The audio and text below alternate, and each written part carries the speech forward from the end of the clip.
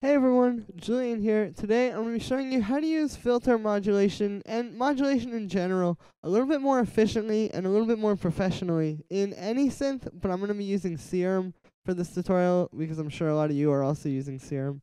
So anyway, let's dive in. So the first tip I want to give you is about using filter modulation. So say I want to make a sound like a pluck kind of sound. What you would usually do is you would put an envelope on the filter cutoff and then have like a short amp envelope as well. And that will be what would cause the little pluck kind of sound. But what I'm going to do to make this sound a lot better is I'm going to use envelope 1 both on the volume and on the filter cutoff. I didn't route it to the volume, but in Serum, envelope 1 comes pre-routed as the volume envelope. But anyway, yeah, so what I did was I went in the matrix here and put envelope 1 on the filter cutoff. And now what's going to happen is we're going to have a little bit more like tight sounding pluck. This isn't the best one because I've just made it quickly. But we're going to have a pluck that is like, it's a lot more uniform. It's a lot just kind of simpler because you're only using one envelope to make this sound.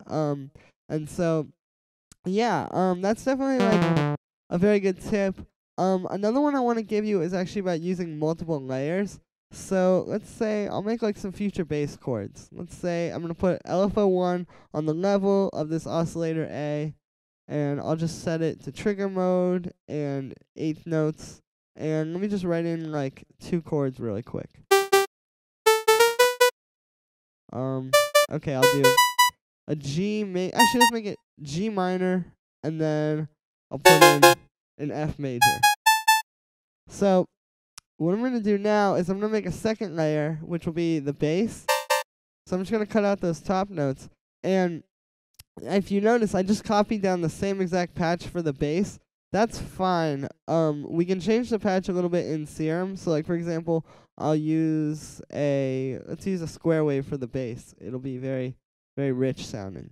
So now we have this. Let me pitch this down an octave. Whoops.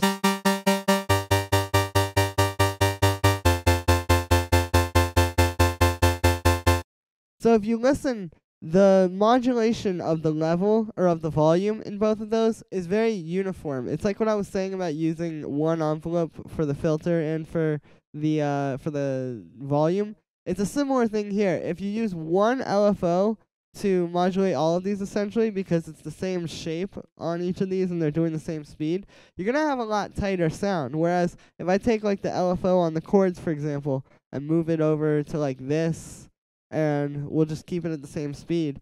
Now, if you hear this, it's not as tight, it's not as like controlled. It's kind of a cool sound. I mean, I guess you could use this sound, but it's definitely not quite the same. And even when I start doing that, you can see it starts getting kind of messy. So that's kind of the point of this tip, is that I want to say that if you use one LFO shape with the same settings across multiple layers doing the same thing, it's going to sound a lot better than using a bunch of different LFO shapes. I mean, if I had like, another layer and it had an even more different LFO shape, then it would really start to get kind of messy.